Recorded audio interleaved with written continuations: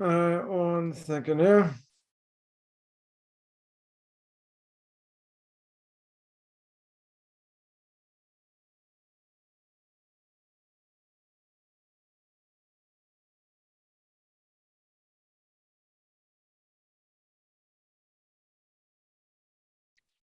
Yeah, 1 second.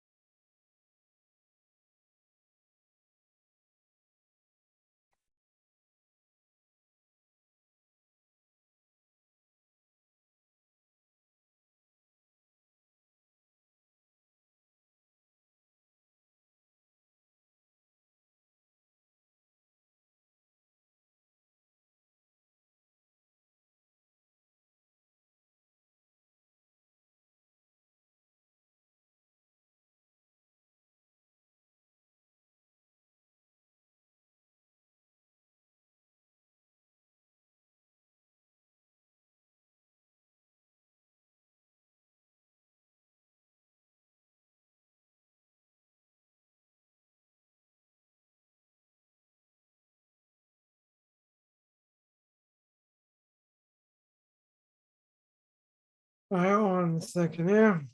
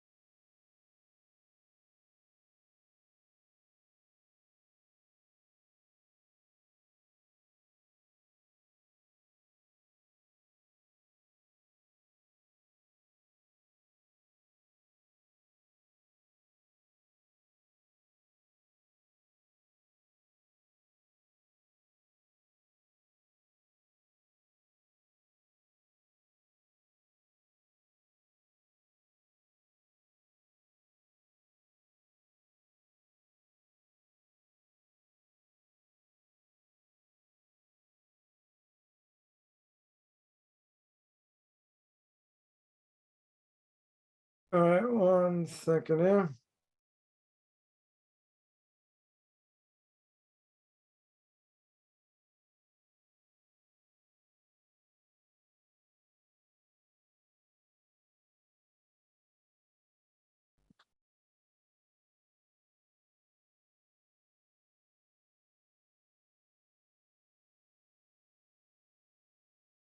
All right, 1 second. Be right back.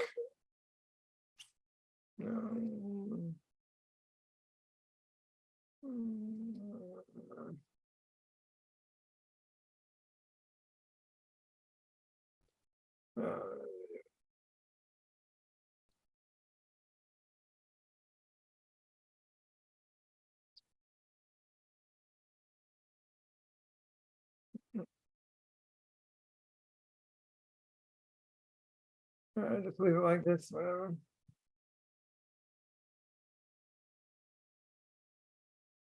All right, welcome everyone to this Q&A. Again, want to welcome everyone to this Q&A. Got a few questions left.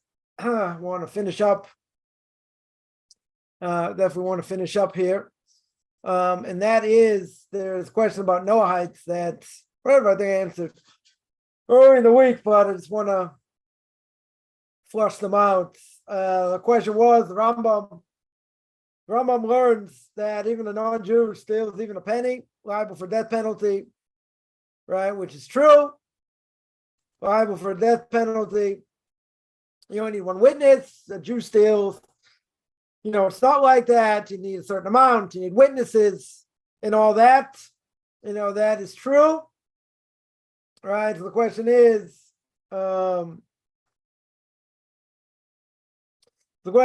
show me a non-Jew never stole anything in his life. Again, a little bit of anger over here. Why non-Jews liable where Jews wouldn't be liable? You say 8 million, non-Jews deserve to die. Right? And the second part of the question was, why is God so strict with non-Jews? He says he only sees midas adin. What is midas adin? Midas adin is strict judgment. Right? What about God being merciful? Why is God more strict with non-Jews? I want to say, well, maybe it's privilege. If you want more, convert. All right. So basically, keep in mind, non-Jews are liable for anything that is universal, right? In other words, anything according to Torah is universal. No excuses, right? Can't steal, can't murder, right? In general, self-defense is okay, right? But there are certain things that they're going to be liable for 100%. Why? Very simple. Because these are things that are obvious. Things that are obvious, you got to say, what? The halacha is God has to kill 8 million, 8 billion, non-Jews. Well, there's cop in 614th commandment. Don't be stupid. There's a 615th commandment. Don't be a moron. Yeah. So these things are universal. Oh, you want God wants to kill 8 billion non-Jews? No, he wants them to use their brains.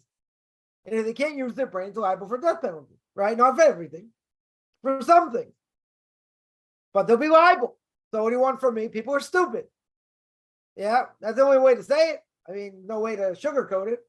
People do stupid things. So what do you want God to do? We should change the whole thing and make it so much easier for them. These things are obvious. We're not talking about something they're never going to figure out. It's obvious. So it's not God saying, I'm going to play Midas Adin, right? I'm only going to play strict judgments over here. Simple. Do what the Torah says. Keep what the laws are that make sense. Don't make excuses. Do not make excuses. Jews have a lot more mitzvahs. True? Torah says you can only get a Jew if you have 2 witnesses. Okay? Yeah, but stealing by a non-Jew, someone will say, I'm a non-Jew, never stole. What difference does it make? What difference does it make?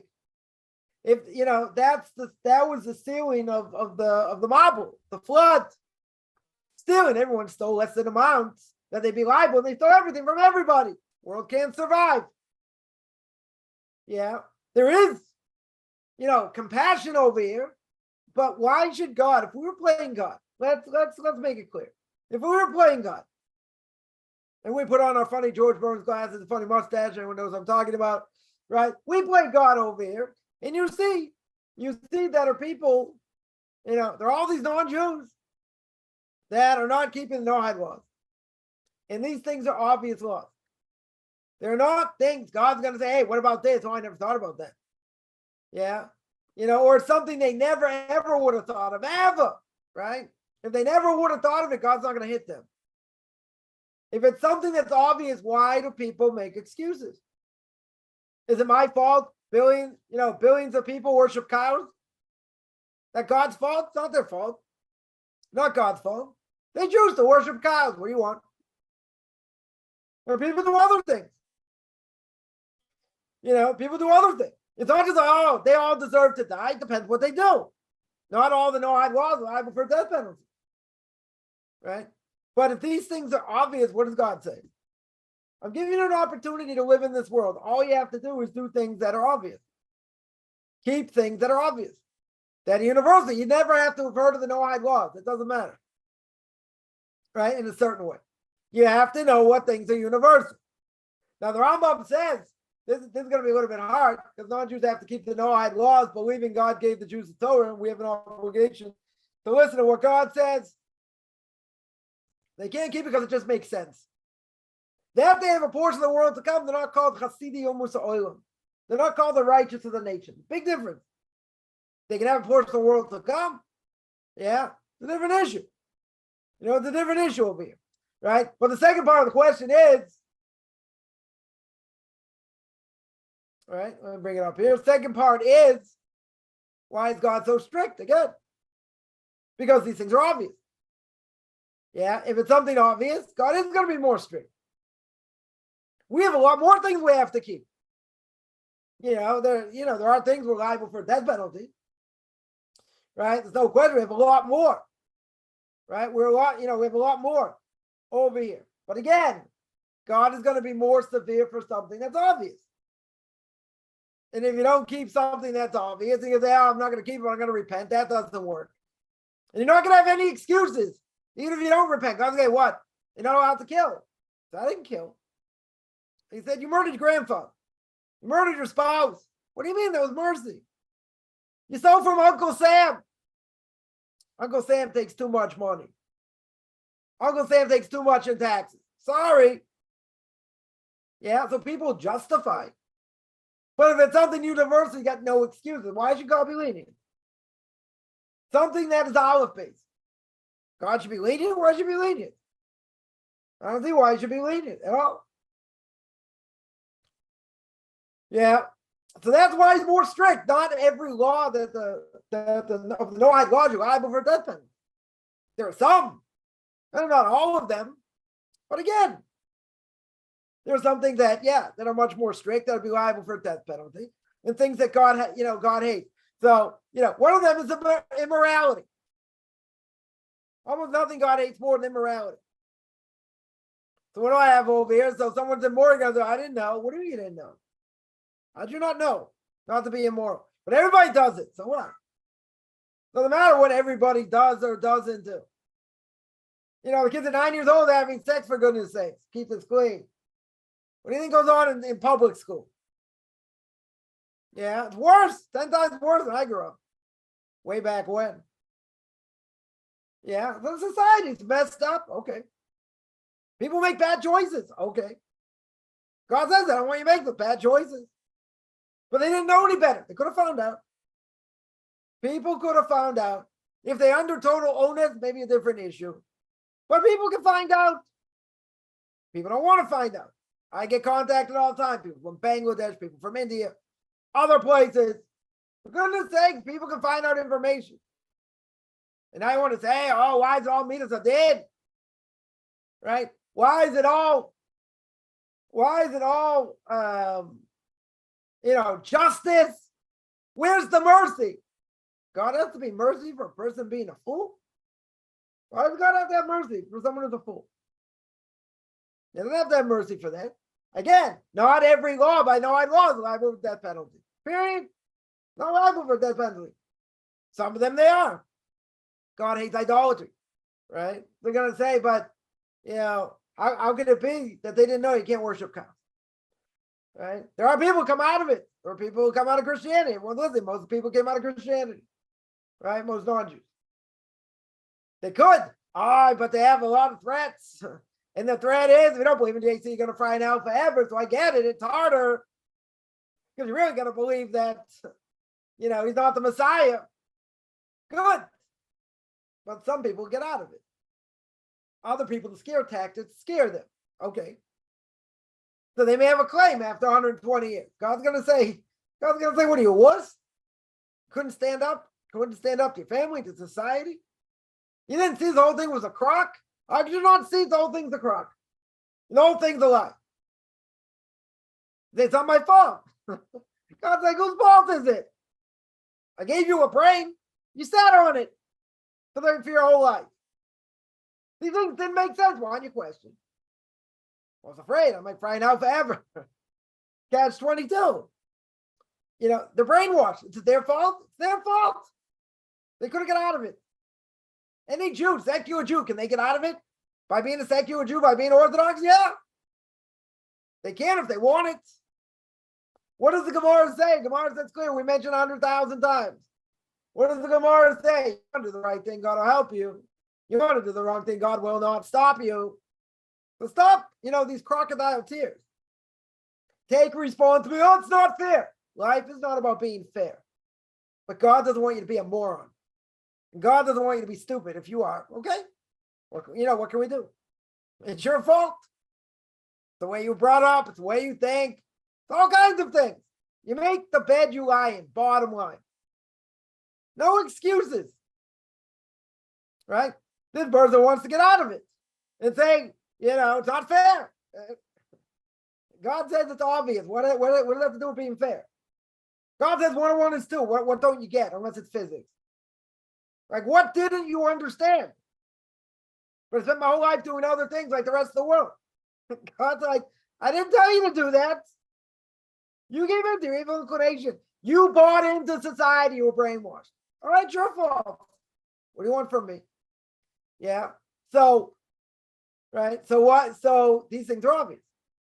So you got no excuses over here, right? But then he says, if you want privilege, you have to do more. You have to convert. Privilege? We are the chosen people. That's true. God chose us. We chose him. Think about this statement, though.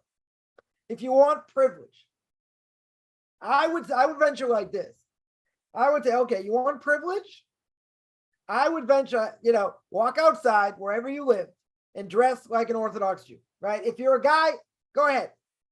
Wear a suit, wear a hat, wear a yarmulke, whatever, without a hat, since it's hanging out, see what happens. Right? Do an experiment and see. You don't think people are going to stare? People look around. People may even say something. Privilege. Yeah, I'm making fun. It is a privilege to be a Jew. I don't think I wish more Jews would think that way. It's a huge privilege. Yeah. Privilege comes at a price. It can come at a price with family, society, anti-Semitism, all kinds of things, right? But look at the brazenness of this statement. If you want privilege, do more. Privilege? Most people don't have a clue what they're doing. They don't have a clue how to pray, why they say certain things, why they don't say certain things. And if they had a choice, I heard a great rabbi once say, he's talking to some modern Orthodox kids, and he says, if you had a choice, there are two buttons to push. You're born a Jew. There are two buttons to push. One button to push is that you stay the way you were born, right? You stay a Jew.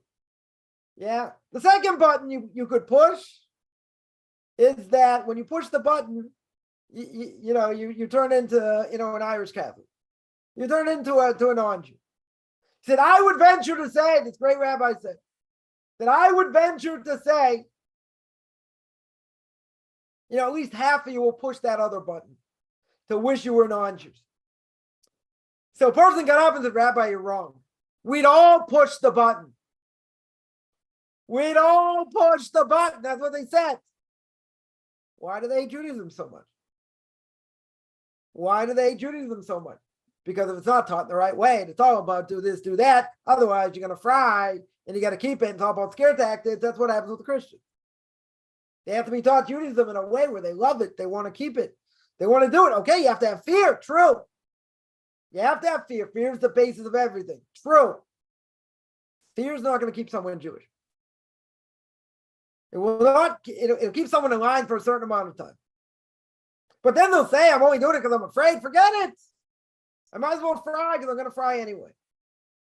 But you see, when you mention over here about privilege, let's talk about privilege for a second. Privilege means, that I'm ecstatic. I'm able to keep these laws.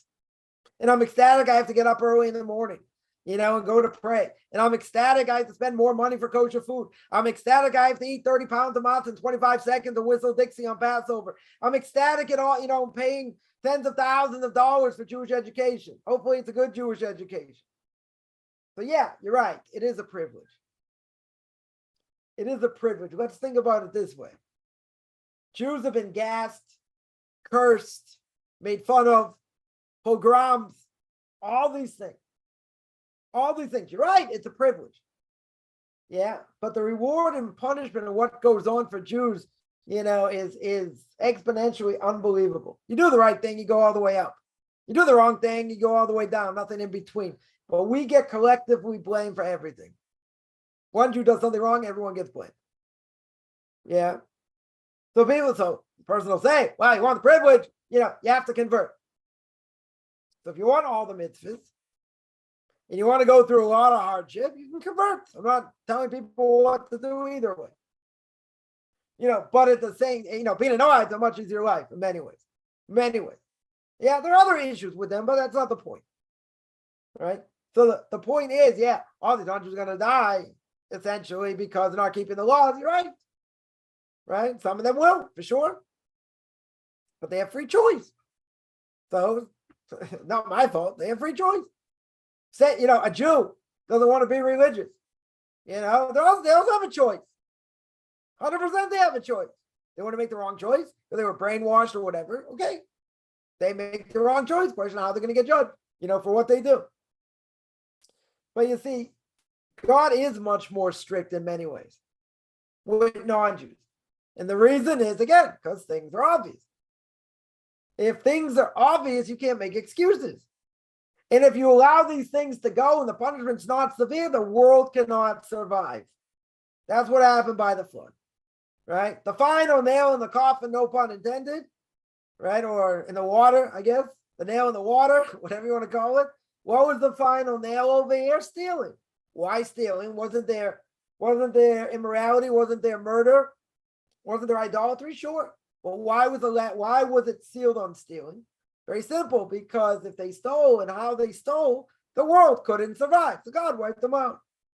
Totally wiped them out. But he's more strict because the laws are universal. Now, another part of the question. But what about 15 million Jews have that privilege? Oh, you see where these questions come from? See, I don't care if people ask questions. People can ask as many questions, tens of thousands of questions on a daily basis. I could care less, right? I'll answer them. I'll give people what they need. Not a problem. This is a problem. This bugs the hell out of me. Why? Because they don't show respect. You see, you got to show respect over here. What did 15 million Jews do to have that privilege? Come on, what's the answer? What's the obvious answer? My 5-year-old could answer this question, right? What did the Jews deserve to have the privilege? Come on. Any Bible thumpers out there? Come on, give me the answer. What's the answer? What do they deserve to have the privilege? They said Naaseh v'nishma. They said we are going to hear, we're going to do, and then we're going to hear. We're going to hear what the Torah, we're going to do what the Torah says. Doesn't matter what it says, we're going to do it, we're going to hear. We chose God, that's our privilege. And God chose us. You see, your forefathers didn't want it. They all complained. Oh, what's written in it? This, that, we don't want it. God came to the Jewish people, they didn't care what was written in it. It's not about just the merit of our forefathers. They chose the Jewish people, 600,000 men between the ages of 20 and 60, not including women and children, about 3 million people. No other quote-unquote religion makes such a claim. They all saw God at Mount Sinai, said Naaseh v'nishma. They said we will do, and then we will hear. That's their merits. It's not about Gilgulim. Come on. It's about reincarnation. Come on, it's not about reincarnation. You think, we all got reincarnated? That's why we're so privileged? Come on, you got to come up with a better answer than that. The merit of our forefathers, yeah, that has something to do with it, but the Jewish people accepted the Torah of Mount Sinai, which no one else did. And no one else wanted. That's our merit. That 100%, that's our merit. Now, what's the next part of the question? Next part of the question is that my forefathers were evil. It's not your fault. Right? First of all, I had messed up parents and didn't teach them properly. I'm not even talking, they did other things wrong. Right? Parents didn't give them a good Jewish education. Or they didn't teach them how to be Noahites, right? Non-Jews to be Noahites. Okay, there's plenty of them out there. Plenty. Yeah. Is that the person's fault? No. Not the person's fault. Right? If I grew up in the conservative movement, my fault, my parents sent me there? No. I mean, it is, because they have an obligation to properly educate me, but they didn't. Okay, that's where I went. But I found my path. I found the way. So is it again, after 120 years, if I didn't go on this path, right? Would I get punished? Certainly get punished. Now, if you didn't know about it, you didn't look into it, depends what the punishment is for what you did. Ignorance isn't bliss by any stretch.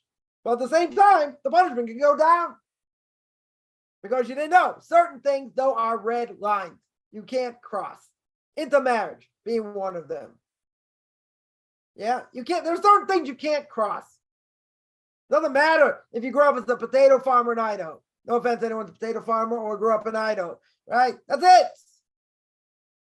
You have some limit over here of what, of leniency, what some of the punishments may be. Certain things, no. Certain things, you're going to have the book thrown at you. Yeah. Ignorance isn't bliss over here. But for certain things, punishment will be much less. But other things, what are you going to do? He does a great Shabbos. I prefer death penalty. Right? Get spiritually cut off. Whether you know about Shabbos, you don't know about Shabbos. Yeah, person's homosexual. They can't control their desires. Death penalty. Yeah, there's certain things that you lose your status over here. And if you don't repent, you're in trouble. You're totally in trouble. It has nothing to do with reincarnation. Why would it have anything to do with reincarnation? 15 million Jews are privileged to be Jews because we accepted the Torah Mount Sinai, which the non-Jews didn't want. Let's make that clear. Avodah Zarah 2b to 3a. Non-Jews did not want the Torah, period. They didn't want it. Their forefathers didn't want it. I don't care why. Doesn't matter why. They rejected it. That's it. They rejected it. Jewish people came along and accepted that is good enough. That God says we are the chosen people. He chose us. We chose him. That's it. And nothing to do with reincarnation. Nothing to do with anything else. Now, is it your fault? Your forefathers were evil? No. It's nobody's fault. And if the parents were evil, grandparents were evil. They wanted the best for their Jewish kids, but they didn't give them a Jewish education. So they're liable. They're for sure liable. Yeah, but the kids are also liable because they can make a choice. They can find out if they want Torah mitzvahs or not. They choose not to based on desire. Okay. They don't want to be inconvenienced. Plenty of Jews out there do not want to be inconvenienced. Okay. They're in trouble. They're not, some things will be more liable for, some things less liable for. But God gave everyone a brain. Jews and non-Jews equally gave us brains. You got brainwashed. You could have chosen the right path. You didn't. You didn't want to choose the right path. Okay, that's your choice. Whether you knew about it consciously or not. But people can find out. So it doesn't matter what your forefathers were or not. The punishment still can be pretty severe for a number of things. Some things be less severe. Okay. I'm not going to go all the details. It's complicated, but ignorance is not going to be bliss. Doesn't matter what your forefathers did or didn't do. Right? See, a lot of these questions have to do with the fact you don't want to take responsibility. And you're going to say, oh, it's not fair. Let me repeat again. Life is not about what's fair or not. Life is about my connection to God. Do I want it or don't I want it? Yeah. Do I want to tap in or not? We have an opportunity to tap in. Person chooses not to. That's their choice. But don't make excuses. Is it your forefathers' fault? Yes, it is. Yeah, but you can't make excuses. But I wasn't taught properly. Okay. God will take that into account. But now what? So what if a person wasn't taught properly and they don't go on the right path? Are they in trouble? They're in trouble. They're in trouble. Like someone told me at the beginning of every chapter of Ethics of Our Fathers, it says every Jew has a portion of the world to come. Someone said, oh, see? Even if a secular Jew, a cultural Jew, I'll have a portion of the world to come. It just won't be as big as yours. I said, who said you're going to get there? Did you ever read what Tractate Sanhedrin says on the topic? How you can lose your portion of the world to come? It's not about, I feel like doing it. I don't feel like doing it. This, that. You can lose your portion of the world to come in many ways. It's not about, I'm just going to be a cultural Jew and that's going to be good enough. Nope. Not going to be good enough. You desecrate Shabbos in public. You don't eat kosher. You transgress other things. Why is God going to have mercy? Why in the world should he have mercy? You don't repent. There's no repentance here, let's say. Why should God have mercy? There are some serious sins over here. God's not just going to look the other way and say, well, you just give me a smaller portion. No. He's not going to give you a smaller portion. You'll be lucky if you get anything. You'll be lucky if he doesn't just go pink and just give you your portion of the world to come in this world and you don't get anything in the next one. Yeah.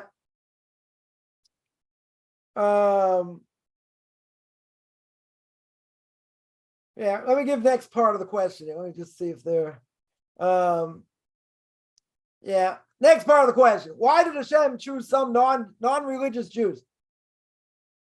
All right, non-religious Jews to destroy the world. They promote and fund secularism, communism, LGBT, abortion, so on. Yeah, so what's the point? Again,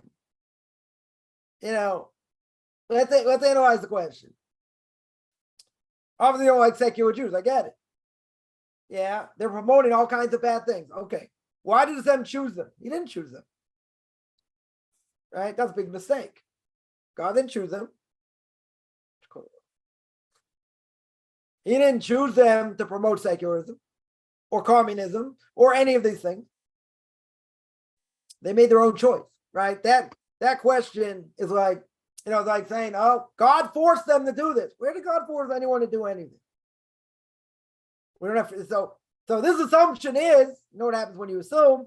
You make an assumption that we don't have free choice. We have free choice. God didn't choose them to do this. They chose themselves to do it. 100%. You can choose the right thing to do. Choose the wrong thing. Torah says clear. Choose the right thing, you have life. Choose the wrong thing, well, you're in trouble. When we do the right thing, we can reach unbelievably high level. While at the same time, we can be worse than animals. Yeah, if we do the wrong thing, we can be worse than animals. So the further and further you do against what God wants, you're going further away from the Torah, you're like an animal. Right?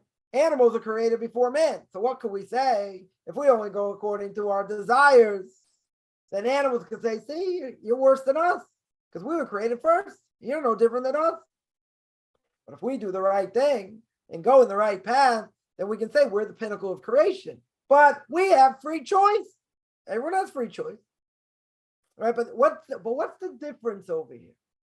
The difference, even amongst Jews, right? I saw someone, put up a post,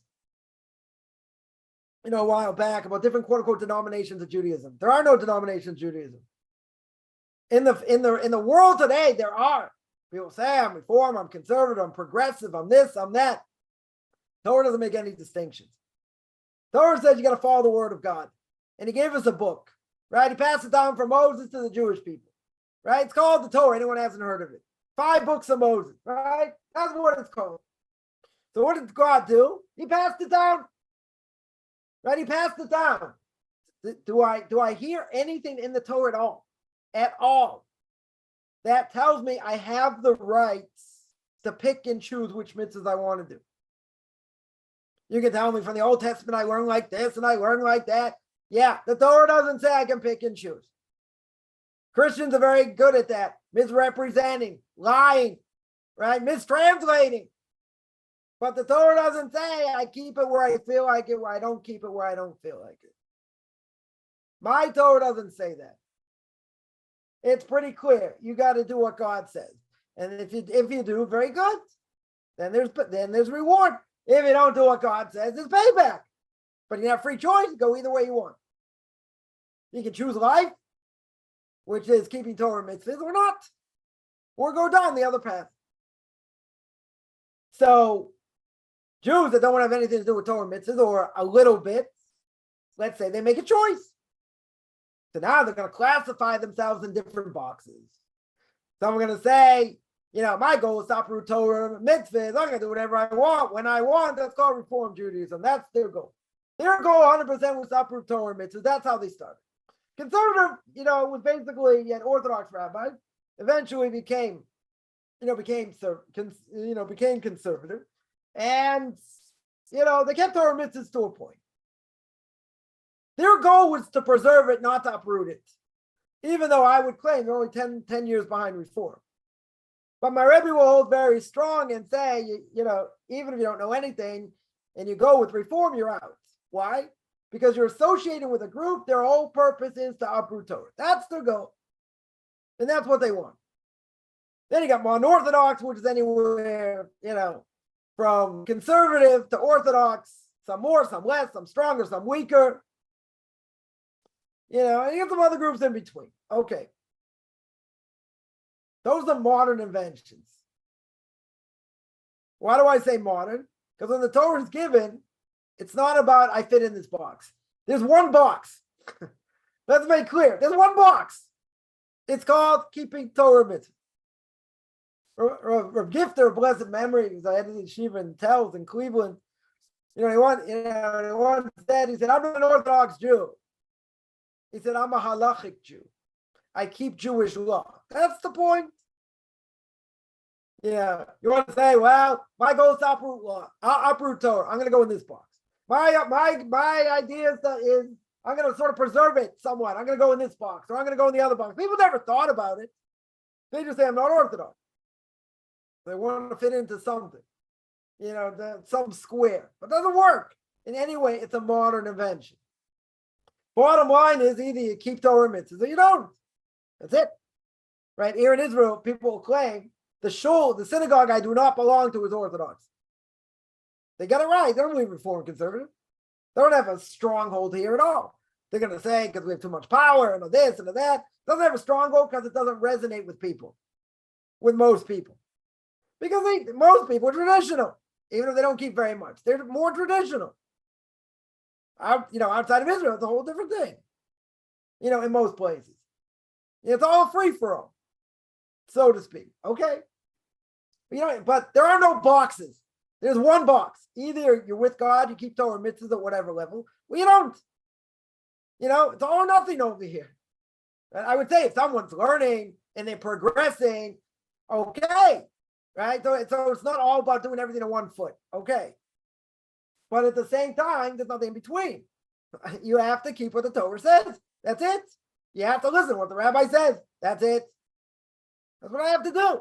Whether you like it, whether you don't like it. You can choose not to. But where in the Torah does it say, I grew up in the conservative movement. I studied by them in New York, etc. Where in the world does the Torah say I have the right to do whatever I want and pick and choose? It doesn't. I'll give you the answer. Survey says, doesn't. It doesn't. That's it. They want to pick and choose. Well, that's their choice. That's their choice. But again, we can tap in if we want, but we're our own worst enemy. So the parable I always give is like being in the ocean. You don't have a motor. You're in a sailboat. You take the rudder, you throw it overboard. What happens? You go around in circles wherever the wind takes you. That's this world. Right? You'll be taken wherever that rudder of your desires or whatever, your mindset, whatever it is, going to take you. Okay? That's your choice. But we believe the Torah is the rudder. Right? If you don't have the Torah's rudder, Judaism will never survive. And today, throughout the millennium of all the pogroms, expulsions, the temple being destroyed and all that, what kept the Jewish people together? It wasn't a fervent desire to return to the land. That wasn't it. Regardless of what the Zionists will tell you, that's not what it was. The only thing that kept the Jews together, and kept them in one piece was the fact that they learned Torah. And they kept mitzvahs. Yeah, that's it. That's what they did. It's not about, any Zionistic fervor. That's not what kept Jews together. And today you see that can't be the case. Because there aren't any Zionists left. Not too many Zionists left. And a person can have a very strong desire to be really Jewish and this and that, but guess what? You can't pass down a feeling. Someone told me many years ago, they said that, their kids basically, I think most or all his kids intermarried. So I can't stand going to one of my kids' houses. And there's a tree there around December 25th. So he's like, I don't understand how it happened. Now this person's like, if you'd ever meet him, it's like really, really Jewish. What he says and what he does and different things. Okay, not religious, not observant. So I used this as a parable. I said, you can't pass down a feeling. Your kid likes chocolate, you like vanilla. You try and convince him to eat vanilla. Peppermint stick. I don't know. I still make peppermint stick ice cream? I don't know. Whatever. Cookies and cream. You try and convince him. He doesn't want. No matter how much you convince him, he doesn't want. How are you going to convince him? You can't. There's no way to convince him. Yeah. So the only thing that solidifies the Jewish people is the fact they keep Torah mitzvahs. That's the only thing. That is how the Jewish people survive. It's not about Zionism. Zionism is a later invention. Also, that's not what kept the Jewish people together. What kept the Jewish people together is the fact they learn every day. It's the fact that, they pray every day, 3 times a day or twice for a woman. Yeah, they keep the holidays. They're learning Musar, they're learning Jewish philosophy. Chumash, that's what kept them together. Shabbos, that's what kept them together. Not about Zionism. So the Torah is the rudder. If you don't have Torah as the rudder, you don't tap in. Then what do you do? You go according to your own desires. So we're our own worst enemy. Who are most of Messianics today? They're Jews. Wayward Jews. I mean, the Christians. They're Christians. the Jews can be the best in so many different things. And you see, even in the secular world, how many math prizes and all that, Nobel prizes and different things. Jews have won more exponentially than anyone else. It's uncanny. So yeah, Jews can be very successful in that sense. But that really doesn't matter because we want to see them success in how they live their lives and their morality and how much they know and how much they learn. This other stuff really doesn't matter. But if you don't put your toil and effort into Torah and mitzvahs, you're not going to be any better than a non-Jew. No offense to any non-Jews listening. You're not going to be any better than them. You're going to be exactly like them, if not worse. If not worse. Why do I say worse? Because if a Jew doesn't tap into Torah mitzvahs, you don't have any anchor. Yeah? And the non-Jews that don't keep the Noahide laws, they don't have an anchor either. Well, you tell me, you got Bible thumpers, you got Muslims, you got this, you got that, whatever. They don't have an anchor. Because we believe it's all false. So they don't have an anchor. They're all just going to, float around in this and that. Okay? Right? But we're no better. We're no better if we do exactly what they do. It's worse. It's worse. The more we want to be like non-Jews, the worse the anti-Semitism is going to be. And the Holocaust started in Germany for a reason. I'm not saying that this is the reason, right? But in Germany, there was 80% intermarriage. Now, the Jews are being rounded up. They couldn't imagine. They said, listen, we married your women, we fought in your wars, we went to your universities. Why are you doing this to us? They said, you all deserve to die. But we're like you. We're exactly like you. We're no different. We eat your food, all this. What did the Germans say? What did they say? They said, no, you're not like us. In other words, God had to put them in the world for them to, to do such a thing. I mean, they have free choice, obviously. Right? But what does that show? It shows that they got into our face and said, you're not like us. You are different. And we're going to make known to the world how different you are. So the story of Israel Talbot, blessed memory, one of the Torah giants of the last generation, he was a child of the Holocaust. And right before the war ended, someone came into the ghetto and he's an older man and he's like screaming and yelling and crying and pulling out his hair and said, I can't believe all this happened. It's all my fault. And they calmed him down. They said, what happened? And he said, I lived outside the ghetto. I lived outside. I was married to a non-Jewish woman. I have kids. I have grandkids. And we have a discussion one night. And he said, yeah, but, Dad, Grandpa, you're Jewish. I said, yeah, but what does it matter? I do exactly what, all non-Jews do. Jews doesn't mean anything to me. All this and all that. What happened? They made a decision. They turned him in. His own family turned him in. Now, this is the end of the war. Now, let's analyze for a second. This is the end of the war. Right? The Germans are on the run. The Russians are, right behind them. And they're going to be liberated. So why in the world, the Rav Dalber asked the question. Rav Dalber asked, why did this person need to die? The Germans need another bar of soap? Why did he need to die over here? So Rav Dalber explains, and he was talking to university students, and he said, a Jew can hide. A Jew can run away. He can run away as far as he wants from Judaism. God's going to remind him he's still a Jew. God doesn't forget. He said, this guy, why was this guy turned in now? The war was going on for years. For a number of years, Jews being rounded up all of a sudden at the end of the war. The family gets this bright idea. They say, hey, Dad, Grandpa, you're Jewish. They turn them in at the end of the war. Could understood the beginning of the war. Maybe they had compassion a little bit. Maybe in the middle of the war, the end of the war, the very end of the war. So Dauber said, God showing doesn't forget. He doesn't forget. Yeah, God made an example. And Rav Dauber said the example is that you want to be like everyone else as a Jew. And you want to do, what the non-Jewish world does and go in their ways. God's going to say, no. God is going to say, I'm going to show. I grew up as a secular Jew. Yeah. Also, I was in classes with, very bright people, quote unquote. I had, number of things, anti-Semitic things said. I was like one of 3 people in the 1,000, Jews in the 1,000 people high school. Yeah. So I wasn't a religious Jew. Certainly in public school. Now, it wasn't overtly Jewish either in many ways.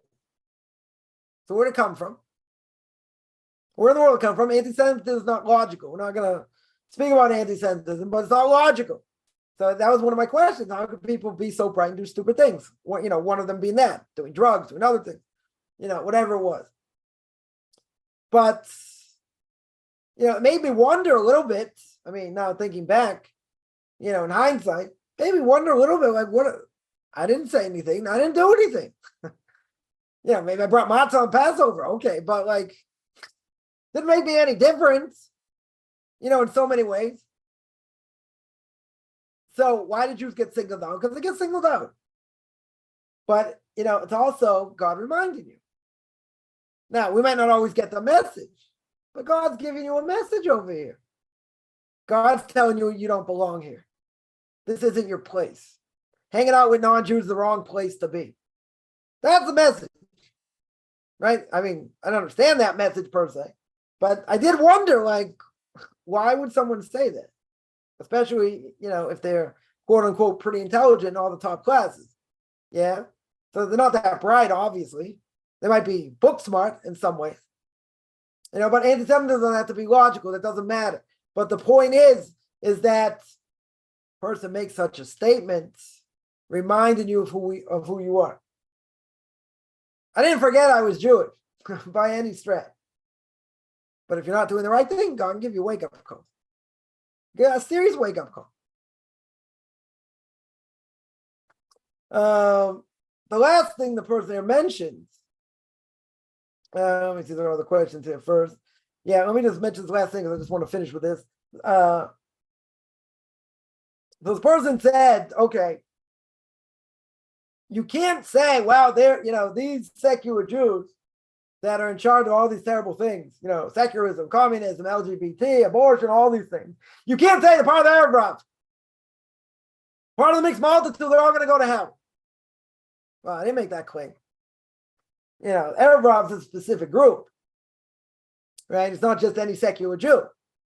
The Vilna Gaon of Elijah Vilna more than 250 years ago wrote a book called Evan Shlema, The Complete Rock, I guess, for lack of a better translation. He talks there, one of the things he speaks about there is who's considered the mixed multitude today. It basically says anybody that's in charge of a secular, Jewish organization, that's, obviously is against Torah mitzvahs. That's one of his main, definitions over there, right? So the person saying, well, these people, as I said, have free will. They can do the wrong thing. They can tap into Torah if they want, but they're not interested. They hate Torah mitzvahs. Very good. They can't say, well, they're all going to find out anyway.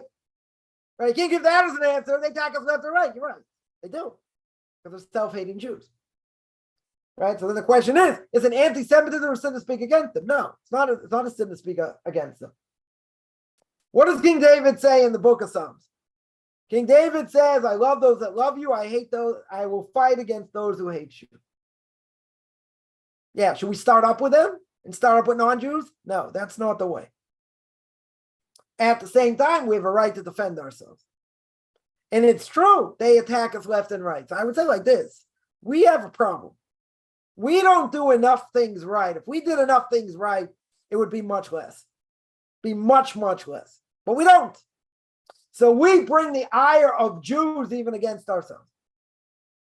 Even against ourselves. So it's our fault.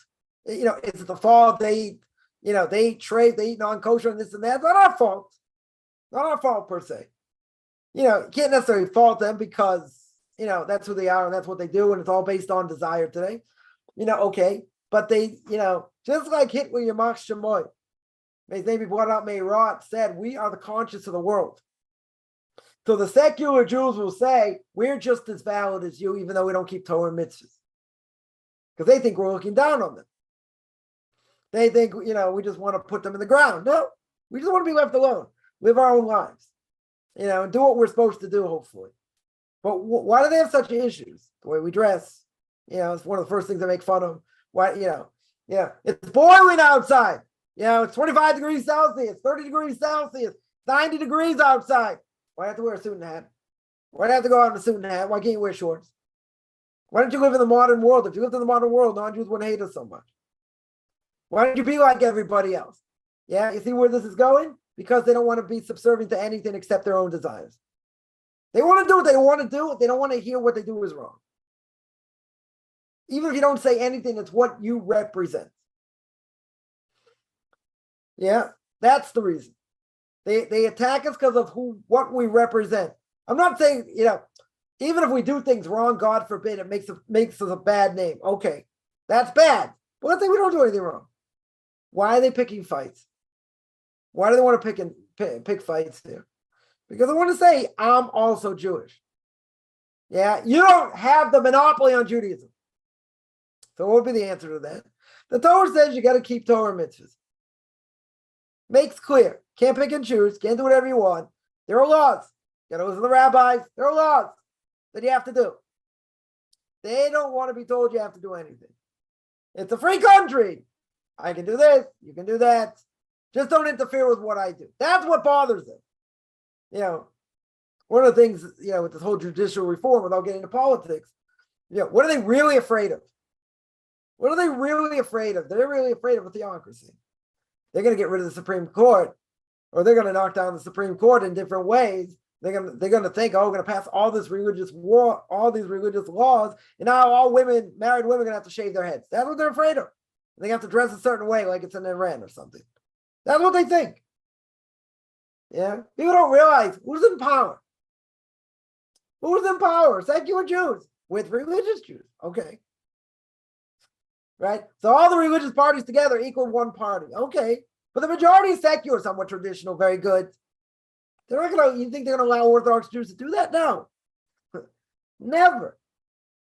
But people conjure up this idea in their minds. Oh, well, they're going to block off roads. We won't be able to do anything, on Shabbos. They're going to shut everything down. I mean, I wish that would be the case. They're not going to do that.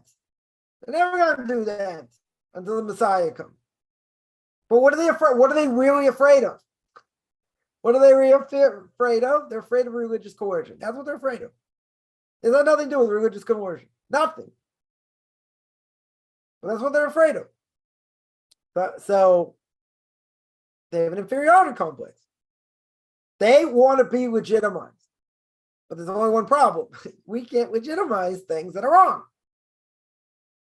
According to the Torah, according to the Bible, it's wrong. You can't do whatever you want.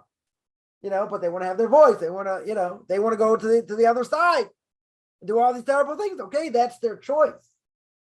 But why, at least here in Israel, why is the venom so strong? The venom's so strong because of what we represent. Not just the sheer numbers we have now.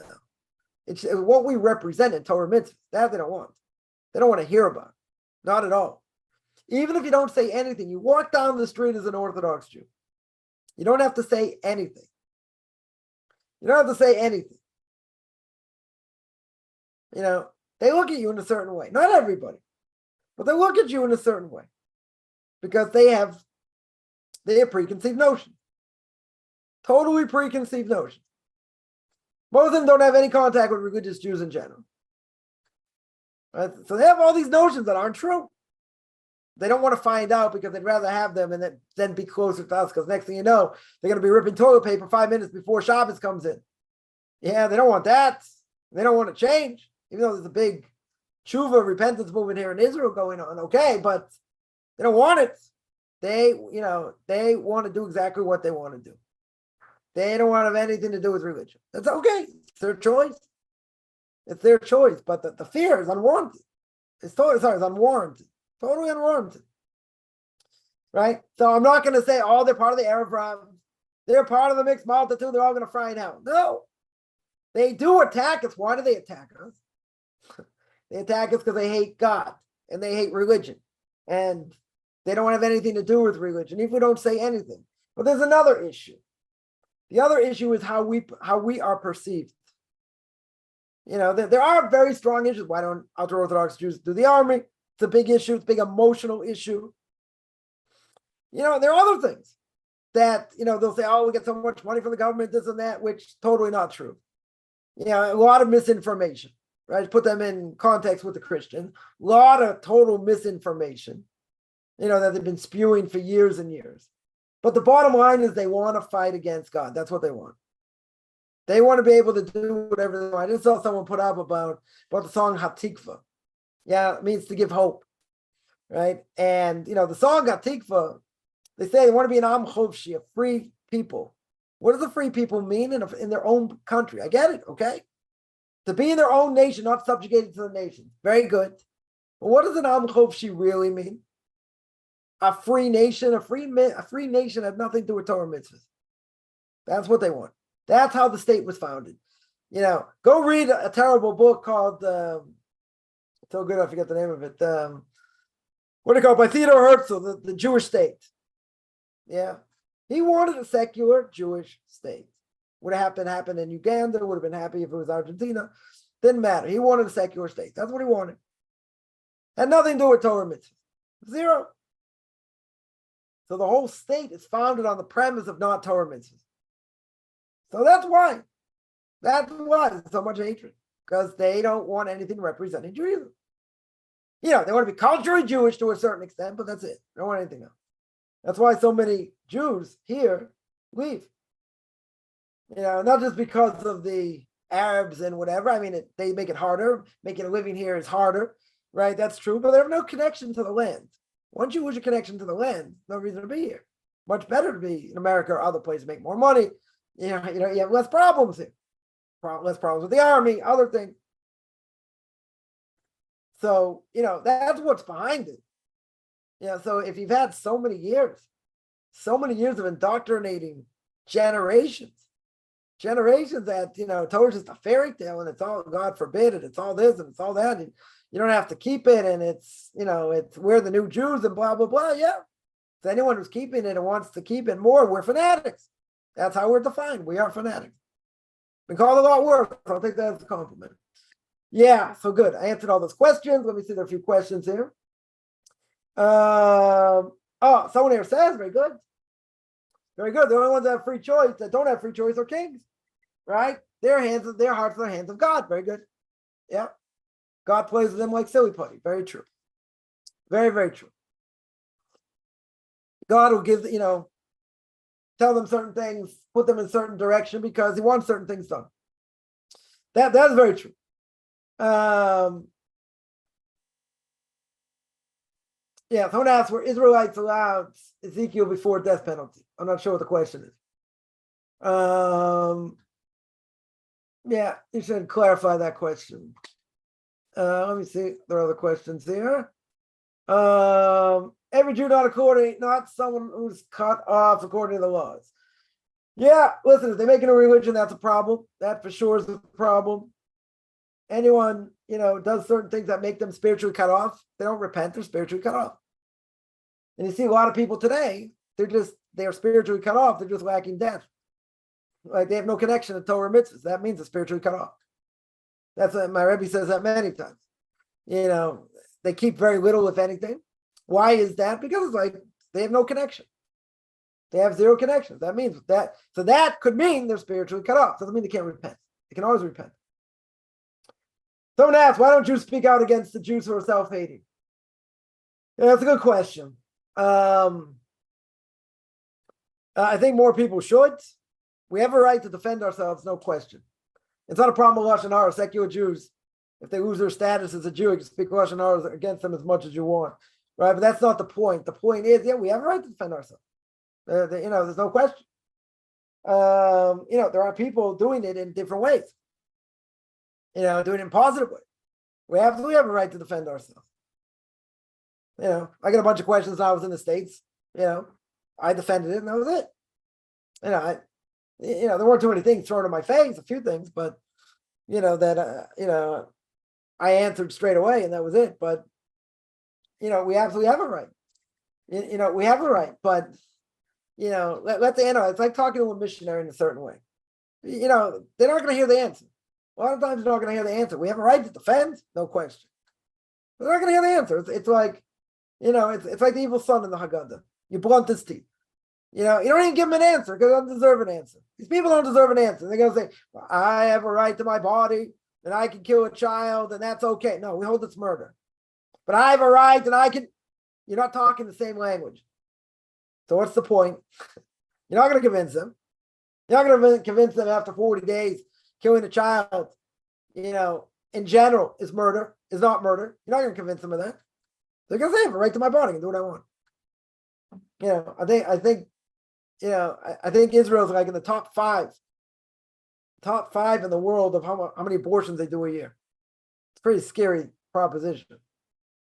Yeah, but I think they're I don't know. I have to double check, but they're definitely in the top five. Definitely in the top five, and that's bad. That's bad.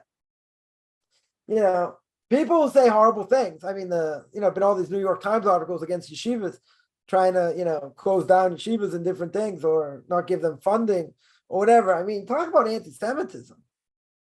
Talk about anti-Semitism. So the Agudas Israel of America, been striking back left and right at these articles.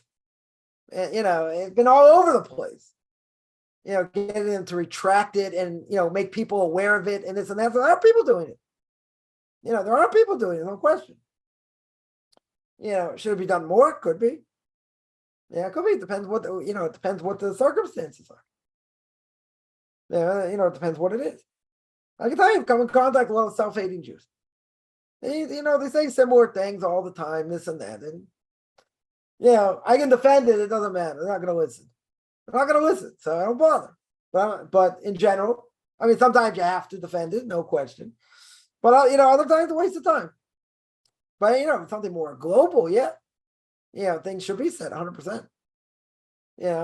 Most people are going to say it's a waste of time to concentrate on learning. That's what we have to do. We have to make the biggest Kiddush Hashem. That's it. But we could. We don't want to make wars. We can easily make wars. You don't necessarily want to do that. Listen, there's a woman who went off the derech who, didn't become, was Orthodox and, went off and, now she's making billions on Netflix, this thing on Orthodox, totally disparaging the Jewish world, the Orthodox world. Like, it's one thing, okay, have some claims here and there. It's another thing, like, do what she's doing. But all these Orthodox women came out and said, we're very happy being Orthodox women, this and that. They have defended themselves. But a lot of times, like if New York Times writes an article, a bad article, right? Even if they retract it, it goes on page 257, you need bifocals to read it. The damage has already been done. I don't say we don't have a right to, we absolutely do. Right? In the right framework, many things can be done, in a positive way. Why do we even believe that they are Jewish? We believe that they're Jewish if there's no problem. If in their lineage there's no, conversion or nothing, we can assume they're Jewish. Why do we have to assume they're not Jewish? Yeah. The only reason you assume they're not Jewish is, if, you ask them, is your mother Jewish? Yeah. So then that's a different issue. Right. But you're right. Maybe today that would be the case. Just because the person has a Jewish sounding last name doesn't mean they're Jewish. Right. But, all things being equal, if there's nothing, in their family lineage that, strikes a raw nerve or something, then the assumption is that they're Jewish. We don't assume that they're not unless there are issues, right? But if there are issues, then you have to check into the lineage. The secular music, bad for the Noahites, bad for everybody. Everybody. The lyrics are bad. I would even claim, if you want to listen to, what do you call it? What's the word? Dentist music. Elevator music, right? That would go against my grain also, but you can listen. That's not a problem. No vocals. If there are no vocals. But then people say, I listen to Mozart, listen to this one. Yeah, some of them were rabid anti-Semites. So, that'd be another issue. But yeah, the music itself, the lyrics are bad. Lyrics are bad. And the whole genre of it is bad. So I would say, secular music in general is bad. For a Noahide, is it forbidden? No. Definitely not forbidden. Can it have negative effects? Yeah. But it's not forbidden. I would say it's a moral imperative, but it's not forbidden.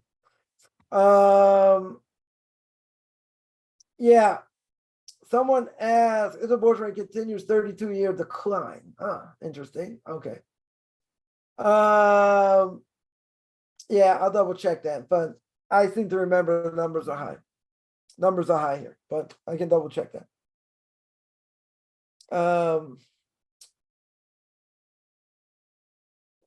Yeah. Huh. Interesting. Abortion is relatively easy to get, hard to discuss. I will tell you on the books, if a woman's in the army, she gets 3 free abortions. That's on the books. Yeah, it's a problem. Definitely a problem. But yeah, good point. I'll take what do you call it? I'll take a look at that and see. But I seem to remember numbers are high. But yeah, I could be wrong. I'll take a look at that. Yeah. Any other questions?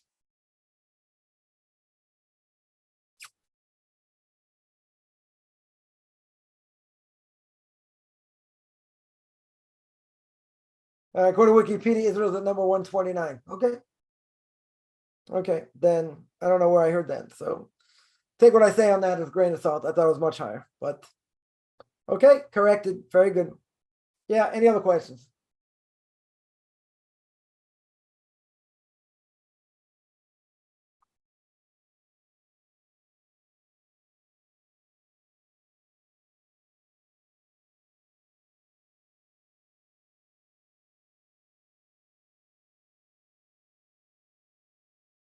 Somebody at U.S. Army also. Okay, 3 free abortions. Very good.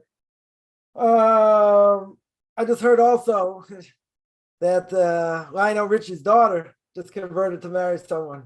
So I can guarantee you it's certainly not kosher for anybody. Right? That I have no doubts. But yeah, I guess Jews will please the parents. So non-Jewish famous non-Jewish person gets converted. Okay. Whatever. Yeah, any other questions? All right, I'm gonna stop here. I do this every Tuesday and Thursday, 10 o'clock Eastern time, 5 o'clock Israel time. Anyone has any questions, find me on Facebook, Beyond Orthodox Conversion Judaism, or Michael Chaim Kaufman, or Beyond Orthodox Conversion Judaism on YouTube. Take a look at my YouTube channel. Have Q&As. I have Ethics of Our Fathers, Torah portion of the week, controversial issues. Saturday, 2:30 Eastern time. Will be Ethics of Our Fathers. Sunday, continue with the book of Leviticus. Yeah, anyone has any questions, send me an email, rabbichaimkaufman@gmail.com, RBBICHIMCOFFMAN@gmail.com, which have a good beginning of the day, middle of the day, end of the day, depending where you are.